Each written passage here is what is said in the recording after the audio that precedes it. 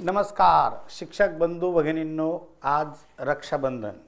महाराष्ट्रातील तमाम आमच्या सर्व बंधू आणि भगिनींना रक्षाबंधनच्या लक्ष अशा शुभेच्छा.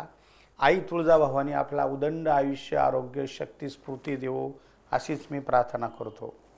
आणि तुमच्या मनामध्ये जो प्रश्न निर्माण झालेला आहे की CTET परीक्षा सोपी आहे शिक्षक पात्रता होण्यासाठी का TET परीक्षा सोपी आहे, ह्या लेक्चरमध्ये मी तुम्हाला आज हे छान पद्धतीने समजावून सांगणार आहे. तर आवर्जून स्क्रीनकडे लक्ष द्या. बघा, नुकतंच मागच्या 15 दिवसापूर्वी बघा जी काही आपलं केंद्रीय पात्रता परीक्षा म्हणजे जी काही CTET आहे त्यांनी एक बैठक बोलवली होती देश पातळीवरती. त्यालाच आपण पहा NCET अधिनियम 2025 असे या ठिकाणी म्हणतो. आणि यामध्ये पात्रतेचे पूर्वी फक्त बांधवांनो किती पेपर असायचे? 2 पेपर असायचे. आता हे 2 वरून बांधवांनो 4 पेपर होणार आहे. त्यामुळे सतर्क राहा. म्हणजे अंगणवाडी सेविकापासून ते 12वी पर्यंत बांधवांनो तुम्हाला पात्रता परीक्षा पास असल्याशिवाय आता शिक्षक होता येणार नाही. आणि आपलं जे महाराष्ट्र शासन आहे हे बांधवांनो CTET म्हणजे केंद्रीय पात्रता परीक्षेला फॉलो करतं. 2011ला सगळ्यात पहिले भारतामध्ये शिक्षक पात्रता परीक्षा ही सुरू झाली होती आणि त्याचंच अनुकरण 2013ला महाराष्ट्र शासनाने जशास तसं बांधवणूक केलेलं आहे. त्यामुळे आता जर हे 4 पेपर जर तुम्हाला आलेले असतील केंद्रामध्ये तर राज्यामध्ये सुद्धा येणार आहे. तुम्ही सजग राहिलं पाहिजे यासाठीच हा व्हिडिओ आहे. त्यामुळे आवडला तर नक्की लाईक करा, कमेंट करा. आणि जे बांधव शिक्षक होणार आहे त्यांना शिक्षक व्हायचे अशापर्यंत ते पाठवा. मग बघा, बालवाटिका म्हणजेच अंगणवाडी सेविका जो काही आपण त्याला नवीन शैक्षणिक धोरणामध्ये त्याला आपण फाउंडेशन लेवल असं म्हणतो, पायाभूत वर्ग असं म्हणतो. त्यानंतर बांधवांनो प्रायमरी म्हणजेच 1ली ते 5वी साठी सुद्धा आता अगोदरही होता ना आताही सुद्धा आहे. त्यानंतर पहा 6 ते 8 म्हणजे पदवीधर शिक्षक म्हणतो आपण त्यांना. आणि बघा जे काही 9वी ते 10वी म्हणजे प्रायमरी, बालवाटिका आणि 9वी 10वी हे 2 पेपर या ठिकाणी ॲड होणार आहे.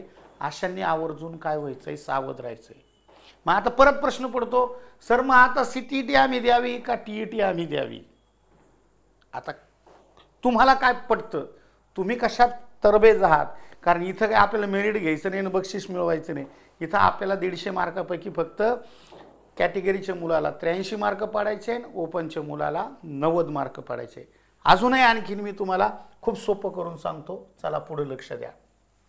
बघा 2021ला TET परीक्षा झाली होती ना, आता एक 24ला झाली. या परीक्षेमधला जर का आपण बांधवांनो तुलनात्मक अभ्यास केला तर जवळपास 4.5 लाखापेक्षाही जास्त शिक्षक ह्या परीक्षेमध्ये बसलेले होते. मग ते पेपर 1 असेल 2 असेल. आपण सरळ आणखीन सोपं सांगतो मी. जर पहिल्या पेपरचा रिझल्ट हा बघितला तर फक्त हा बांधवांनो 3.80% म्हणजे 4% रिझल्ट लागलेला आहे, फक्त 4%. त्यानंतर गणित आणि विज्ञानचा सगळ्यात कमी हा फक्त 1.5% रिझल्ट लागला आहे, 1.5%. 1.45 फक्त 1.5% रिझल्ट लागला आहे. सामाजिक शास्त्राचा जरासा बरा आहे, तो आहे बांधवांनो 4.50 म्हणजेच बांधवांनो 4.5% रिझल्ट लागलेला आहे.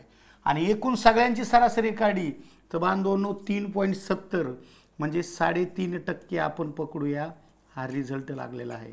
आणि जर TETचा रिझल्ट जर बांधवांनो असा एवढा लागत असेल, महाराष्ट्रामध्ये 15 ते 20 लाख मुलं आहेत आणि त्याच्यापैकी दरवर्षी जर 3% जर मुलं पास होत असले तर मग बाकीच्यांनी ती डिग्री घेऊन करायचं काय तिचं? ते जर आपण चुलीत घातलं तर त्याचा चहा सुद्धा होणार नाही. मग त्याच्याकरता जसं DED BEdला कष्ट केले तसंच तुम्हाला TETला सुद्धा कष्ट करावे लागतील, CTETला कष्ट करावे लागतील. पण तुम्हाला काय वाटतं ह्या परीक्षा सोपा आहे? अरे ह्या परीक्षा पास झाल्यावर 1.5 लाख रुपये पगार भेटतो जो तुमच्या नायब तहसीलदाराचा असतो. मग नायब तहसीलदार होणं सोपं आहे का? कसं रात्रंदिवस 4-5 वर्ष अभ्यास करता? इथं 2-4 महिन्यात अभ्यास करा. आदरणीय बाळासाहेब शिंदे सरांचं प्लॅटफॉर्म आहे. अरे वर्षाचं काम महिन्यात करून देऊ आम्ही तुम्हाला, पण ती इमानदारीनं केलं पाहिजे तुम्ही. चला पुढे जाऊया, आणखीन समजून सांगतो मी तुम्हाला. बघा, हे मागच्या बॅचेसमधले CTET आणि TET मध्ये सक्सेस झालेले विद्यार्थी आहे, ज्या मुलांचा प्रत्यक्षात माझ्याशी संपर्क आहे. आदरणीय शिंदे सरांचा आकडा 10,000पेक्षा जास्त विद्यार्थ्यांचा आहे. 2013 पासून सर आणि मी शिकवतो. पण मी प्रत्यक्षात ज्या मुलांना ओळखतो, ज्यांच्यापर्यंत माझं हे पुस्तक पोहोचलेलं आहे आणि ज्यांनी मला मेसेज केले, सर आमच्या यशामध्ये तुमचा वाटा आहे, तर बांधवांनो त्या मुलांचा आकडा हा 1,500 विद्यार्थ्यांचा आहे की जे CTET पास झालेले आहे आणि ते छान पद्धतीने काय करतात बांधवांनो, तयारी करून आज जिल्हा परिषदला लागलेले आहे. मग माझं म्हणणं आहे बांधवांनो की CTET आणि TET मध्ये जो काही फरक आहे तो जर लक्षात घेऊन आपण जर बांधवांनो अभ्यास केला तर एकाच सिलेबसमध्ये, एकाच अभ्यासामध्ये तुम्ही ह्या दोन्ही परीक्षा पास होऊ शकता. आलं लक्षामध्ये? फक्त CTET हिंदीमध्ये आणि TET ही मराठीमध्ये. ही परीक्षा तुमच्या DED BEDच्या बेसवर अवलंबून असते. त्याला रिलेटेड हा अभ्यासक्रम आहे. इथं सगळा UPSC MPSCचा अभ्यासक्रम आहे. आलं लक्षामध्ये? आणि मी तुम्हाला एवढं का हमी देतो, कारण आपल्यासोबत आदरणीय शिंदे सर आहे, MPSCतील बाप माणूस आहे. आणि तुमच्या TETला त्यांचे 2 पेपर आहे 60 मार्काचे. कोणकोणते? मराठी आणि इंग्रजी. आणि माझा बालमानसशास्त्राचा 90 मार्कात आमच्या दोघांचीच झाली. आमच्या दोघांच्या पेपरमध्ये जर बांधवांनो तुम्हाला काय म्हणतो त्याला, जवळपास 60 आणि 90 पैकी 70 मार्क पडले, तर उरलेले 70-80 पैकी तुम्ही सहज बांधवांनो 35-40 जरी मार्क घेतले तर तुम्हाला सहज तुम्ही पास होता. आणि CTET मध्ये बांधवांनो हे माझं पुस्तक आहे ना 75 मार्काला आहे. याला पेडालॉजी इंग्लिशमध्ये म्हणतात आणि आपण त्याला अध्यापनशास्त्र म्हणतो. तर हे 75 मार्काला आहे. त्यामुळं अत्यंत काय आहे, सोपी ही परीक्षा आहे. मग कशी सोपी परीक्षा आहे ही स्क्रीनकडे थोडं लक्ष द्या. ठीक आहे? हे बॅचचे वैशिष्ट्य काय आहे काय नाही ते तुम्हाला नंतर सांगतो, आधी तुम्ही शिकून घ्या.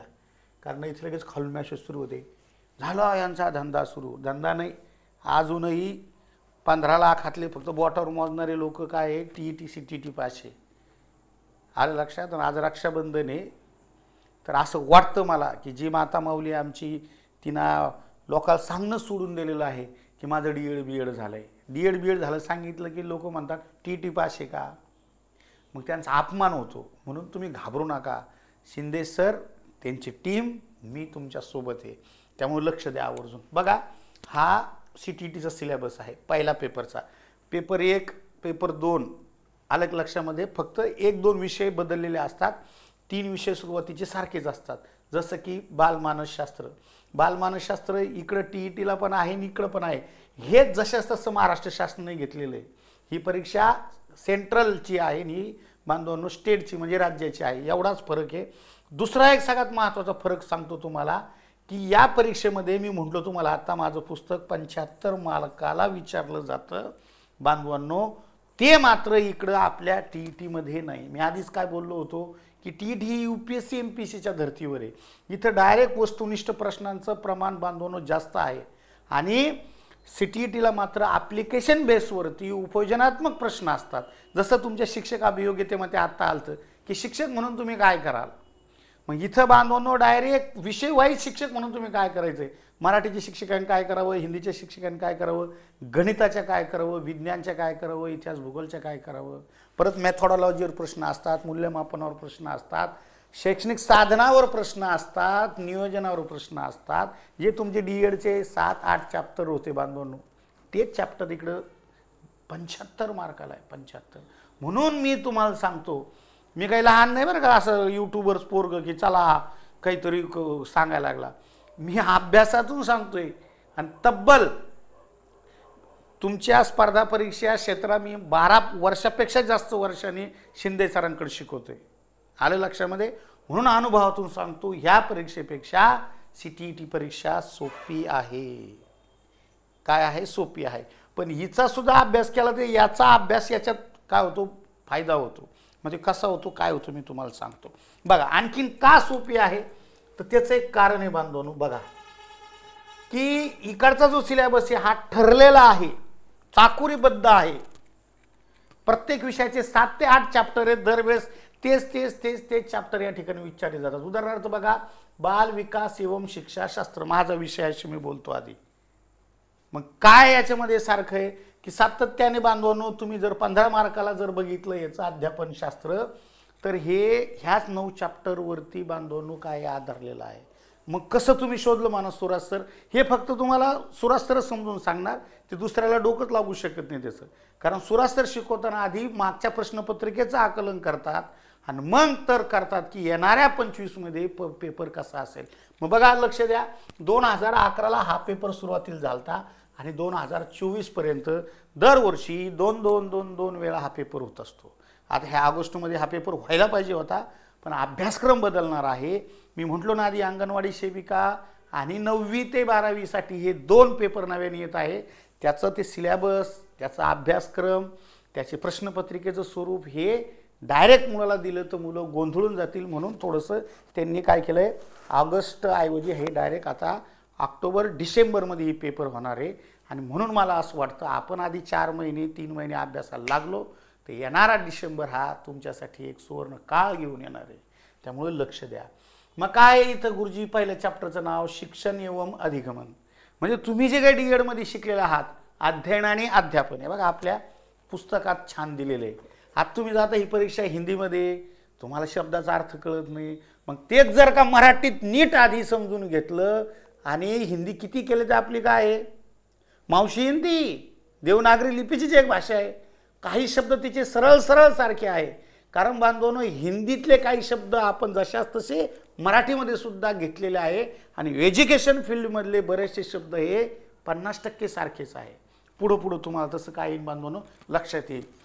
आता पुढं पहा, आता इथंच बघा ना प्रकरणामध्ये शिक्षण एवं अधिगमन. आता आपल्याकडे शिक्षण शब्द नाही मराठीमध्ये, अधिगमन म्हणजे अर्जित करणे, ग्रहण करणे असा अर्थ आहे, म्हणजेच अध्ययन आणि अध्यापन.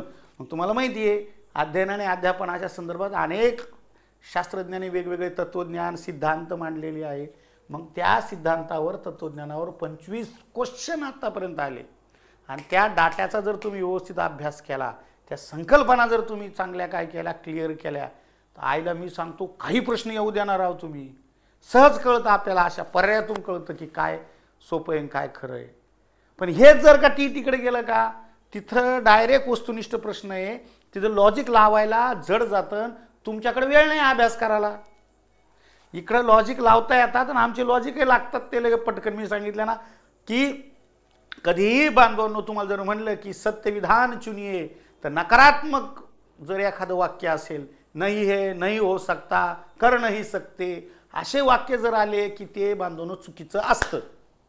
मग तुम्हाला तिथं निगेटिव्ह सेंटेन्स ओळखता येतात, इतके थोडे तुम्ही येडे लगे. मग बांधवांनो असे काही ठोकताळे इथं लागतात, तसे टीईटीत लागू शकत नाही. तिकडं पाहिजे जातीचे येड्या गबाळ्याचे काम नव्हे. पण इथं भोळे भाबडे लोक सहज 90 पर्यंत जातात. माझ्याकडे असे बरेच विद्यार्थी आहे की त्यांनी 2 महिन्यात 3 महिन्यात रात्रंदिवस एक करून बांधवनो 110 120 पर्यंत ते मार्कापर्यंत गेलेले. तुम्ही ज्यावेळेस बॅचमध्ये जॉईन करताना तुम्ही तुम्हाला भेटायला आणल त्या ताई सांगल की मी घर प्रपंच संसार करून मी CTET पास झाले आणि आज जिल्हा परिषदला जॉईन आहे. आता जे फेज 2 सुरू आहे, फेज 2 मध्ये दनादन बांधवणं विनरचे पोरं लागत आहे का की ते पात्र झाले होते CTET आणि त्यामुळं बांधवणं की मग नोकरीच्या संध्या वाढल्या त्यांच्या. आले लक्षामध्ये. तुम्ही काय म्हणता जाऊन द्या मी CTET TET पास नाही ना, मग मी 9 ते 10 वर काम करते, मी 11 ते 12 वर काम करते. अरे ताई त्याच्या जागाच किती असत्या बोटावर मोजणं एवढ्या. आणि ते संस्था चालक तुम्हाला असे सहज घेणार आहे का? तुम्ही TET पास नाही त्याला कळत नाही का? मग जिथं 10 लाख द्यायचे तिथं 20 भरावं लागते. त्यामुळे अभ्यास करा. शिंदे सर पाठीमागे ना आपल्या. आलं लक्षामध्ये. चला पुढे जाऊ आपण. आणखीन दुसरी एक गोष्ट का सोपं आहे, मग आम्ही शिंदे सरनी आम्ही मिळून काय केलं सोपं केलं. शिक्षकाचं काम काय असतं, अवघड गोष्ट सोपी करणे. अशा पद्धतीने बांधवांनो परीक्षेमध्ये काय म्हणू आपण तुम्हाला डाटा येत असतो, पॅरेग्राफ येत असतो. तर या ठिकाणी लक्ष द्या. आता बघा हा एक प्रश्न आहे, तुम्हाला समजावं म्हणून आधी प्रश्नाकडे जातो मी. कारण आधी जर उत्तर सांगितलं की ते कळत नसतो पोराला. एखादा रोग व्हायच्या अगोदर आपण म्हणलं नाही करू नको चांगलं नाही, माणूस त्याच्याकडे दुर्लक्ष करतो. मग झाल्यावर कळतं की मग पथ्य पाळतो तो. बघा प्रश्न, विकास कभी न समाप्त होने वाली प्रक्रिया है. देखो विकास कभी न समाप्त होने वाली क्या है प्रक्रिया है, यह विचार किससे संबंधित है। आता मी खूप दम्मानी वाचलंय, परीक्षेत एवढा वेळ नसतो, परंतु मग तुम्ही या पर्यायाचा जर तुम्हाला अर्थ कळला नाही, ह्या प्रश्नाचा अर्थ कळला नाही, नवीन नवीन तुम्ही घाबरून जाता की बाप काय विकास न रुकणे वाली प्रक्रिया आहे, काय बाबा हे, तर हा सिद्धांत आहे बांधवांनो। ते बघ आधी म्हणलो होतं ना मी, अध्ययन आणि अध्यापनाच्या संदर्भातलं ते जून 2023ला आलेला क्वेश्चन आहे। पण हाच शिकवताना जर तुम्हाला तुमच्या मातृभाषेत शिकवला अशा पद्धतीने, विकास ही कधी न संपणारी प्रक्रिया आहे, न रुकणे वाली आणि न संपणारी। न संपणारी म्हणजे काय बांधवांनो, खालीलपैकी परस्पर संबंध का, सातत्य का, न समाप्त होने वाली म्हणजे सातत्य का, एकात्मता का, परस्पर संबंधाचा सिद्धांत का। तर आपल्याला डोकं लागतं थोडंसं, न समाप्त होणे म्हणजे सतत चालणारी। अनेक शास्त्रज्ञांनी आपल्याला बांधवांनो अध्ययन आणि अध्यापनामध्ये सांगितलेलं आहे की शिक्षण ही एक ठराविक काळापुरतं गोष्ट नाहीये। बालक जन्मल्यापासून मृत्यूपर्यंत काही ना काही काय करत असतो, शिकत असतो। डॉक्टर बाबासाहेब आंबेडकरांसारखे जो महान विचारवंत आहे की यांनी आपलं आयुष्य बांधवून शिकण्यात वाचनात घातलंय, उगच नाही। म्हणून तर ते घटनेचे शिल्पकार म्हणून ओळखले जाते ना, कारण ही बांधवून कशी प्रक्रिया आहे, ही सतत चालणारी प्रक्रिया आहे, आजन्म चालणारी प्रक्रिया आहे। मग ही कन्सेप्ट क्लिअर होण्यासाठी जर तुम्हाला बांधवनो अगोदर कशातून शिकवलं, अगोदर इकडं तुम्हाला मराठीतून शिकवलं। कशातून शिकवलं, मराठीतून। बघा इकडं मराठीतून आहे काय, मुलांच्या विकासातील सिद्धांत। मग कोणता सिद्धांत इथे, सातत्याचा। मग सातत्याचा सिद्धांत जर तुम्हाला व्यवस्थित समजून सांगितला की गर्भावस्थेपासून मृत्यूपर्यंत ज्या ज्या गोष्टी आपण करत असतो त्याच संकल्पनेला सातत्याचा सिद्धांत असं म्हणतात। मग यामध्ये काय बांधवनो, शारीरिक, मानसिक आणि सामाजिक विकास बालकाचा प्रत्येक क्षणाला घडत असतो। फक्त अध्ययनात काय असलं पाहिजे, सातत्यपूर्ण असलं पाहिजे। मग ही कन्सेप्ट ज्यावेळेस तुम्हाला मराठीत कळती, मग शिक्षकांनी यायचं असतं इकडे हिंदीकडे। मग हिंदीकडे सातत्याला काय म्हणतात, निरंतरता का सिद्धांत। बस तुम्ही दोनच गोष्टी डोक्यात ठेवायच्या, निरंतरता म्हणजे सातत्य, सातत्य म्हणजे निरंतरता। म्हणजे भोळी भाबडी महिला आहे, जिना कटाळा आला तिला टी टी टी टी देऊ देऊ, मग त्या ताईसाठी हे रामबाण उपाय। अलग लक्षात, आम्ही लेखक आहे, लेखकाचं काम काय असतं की जर एखाद्या परीक्षेत त्याला अपयश येत असेल तर काय येतं, त्याचे कारण शोधायचे आणि त्यानुसार लिखाण करायचं। तर ह्या अशा नोट्स आम्ही काय केलेल्या आहे, बनवलेल्या आहे। आणि हे आदरणीय शिंदे सरांमुळे काय झालंय, सोपं झालेलं आहे। बघा आता एक दुसरा प्रश्न आहे पहा, काय दुसरा प्रश्न, हा हे रिपीट तो घेतलाय, चला दुसरा घेऊ, आणखीन पुढे जाऊ। बघा, निम्नलिखित में से कौन सा अधिगम बघा बांधवनो, अधिगम मुख्य क्षेत्र डोमेन नहीं है। म्हणजे दिलेल्या पर्यायातून तुमच्या आता अधिगमचा तुम्हाला अर्थच कळला नाही तर काय ढेकळ कळणार इकडे तुम्हाला। मग शिकवणाऱ्याने तुम्हाला तुमच्या मातृभाषेत काय केलं पाहिजे त्याचा अर्थ सांगितलं पाहिजे। अधिगमन म्हणजे काय, खालीलपैकी कोणते शिक्षण, अधिगमन म्हणजे अर्जित करणे, शिकणे, तर तो शिक्षणाचा काय नाही बांधवनो, क्षेत्र नाही। मग तुम्हाला शिक्षणाचे क्षेत्र माहिती आहे की, मग कोणते असते, इथं आता संज्ञात्मक म्हणलंय। मग आता संज्ञात्मक म्हणजे काय, बघा ह्या दोन गोष्टीमुळे तुमचं डोकं सरकणार आहे। मग याच्याकरता बेसिक पासून आपल्याला नॉलेज पाहिजे की संज्ञात्मक म्हणजे बोधात्मक असतं, मग बोधात्मक, भावात्मक आणि क्रियात्मक हे आपण डीएड बीएडला शिकलेलो आहे। यांनी देताना हटकून उलटे टाकले बघा, बोधात्मक, क्रियात्मक आणि भावात्मक हे बांधून काय आहे असं खालून वर जायचं आहे। तर हा सांस्कृतिक विकास हा उपप्रकार मानला जातो। आपल्याला त्यांनी मुख्य क्षेत्र विचारलेलं आहे। मग असा जर अभ्यास केला तर ताई तूच सांग, तू इतकी येडी आहे का बरं, तू सतत नापास होशील। अरे लय नापास होते आपले पोरं खूप वेळा, बरेच जण तर 1-2 मार्कांनी जातात। तर तुमच्यासाठी शिंदे सरांनी ही रक्षाबंधन निमित्त काय केलेली एक ऑफर आणलेली आहे, जबरदस्त ऑफर आहे। आले लक्षात, आता मी तिकडे जातो। आता तुमचं क्लिअर झालं ना की अशा पद्धतीने जर आम्हाला सीटीटी शिकवली मातृभाषेतून हिंदीमध्ये आणि हिंदूमधून मातृभाषेमध्ये, तर नक्कीच आमचा विकास होईल। मग अशांसाठी मी आता परत सांगतो की ही बॅच बांधवांनो घेऊन आलेलो आहोत आम्ही, आणि या बॅचमध्ये जवळपास मी आतापर्यंत जेवढ्या काही बॅचेस घेतल्या, CTETची फी साधारणतः 2,500 रुपये असायची आणि TETची फी 2,500 रुपये असायची, म्हणजे दोन्ही मिळून 5,000 रुपये बांधवांनो फी असायची. तर आता ज्याला असं वाटतं की मला CTET लावायची आहे, त्याला ती 2,500 भेटणार, सोबत परत TET भेटणार. परत काही बरेच क्लासेसवाल्यांचं कसं असतं, पेपर 1ची फी वेगळी, पेपर 2ची वेगळी, परत विज्ञानवाल्यांची वेगळी. इथं तुम्हाला पेपर 1 आणि पेपर 2 म्हणजे विज्ञान असू द्या नाही तर तुमचं सामाजिक शास्त्र असू द्या, हे सगळं बांधवून 2,500 तुम्हाला ही बॅचेस भेटणार आहे. यामध्ये अनुभवी शिक्षक स्वतः शिंदे सर तुम्हाला मराठी शिकवणार आहे, इंग्रजी शिकवणार आहे. त्यानंतर स्वतः मी मानसशास्त्र आणि तुमचं पेडॉलॉजी घेणार आहे प्रत्येक विषयाचं. गणितासारखा अवघड विषय शरद जाधव सर शिकवणार आहे, सोबत परत काकडे सर सुद्धा असणार. विज्ञान चांदुरेकर सर शिकवणार आहे आणि इतिहास भूगोल हे आपले अमोल अंतरकर शिकवणार आहे. महाराष्ट्रातली बेस्ट टीम आहे, आलं लक्षात. आणि ह्या सिलेबसच्या आधारे तुम्ही तलाठी असेल, ग्रामसेवक असेल, लिपिक असेल, टंकलेखन असेल, या सगळ्या परीक्षा बांधवांनो क्रॅक करू शकता, त्यामध्ये यश मिळवू शकता. त्यामुळं तिकडच्या केल्यावर इकडं होणार नाही, कारण तिकडं तुम्हाला काय करता येणार नाही आहे. मानसशास्त्र तिकडं नसतं, तलाठी ग्रामसेवक त्या परीक्षेमध्ये. पण इकडं जर तुम्हाला 75 मार्काचं सुराज सरनी ह्या पुस्तकाच्या आधारे काय शिकवलं, मानसशास्त्र जर शिकवलं, बाल मानसशास्त्र शिकवलं, तुमचा विकास होणार आहे. हिंदी टू मराठी, आलं लक्षामध्ये.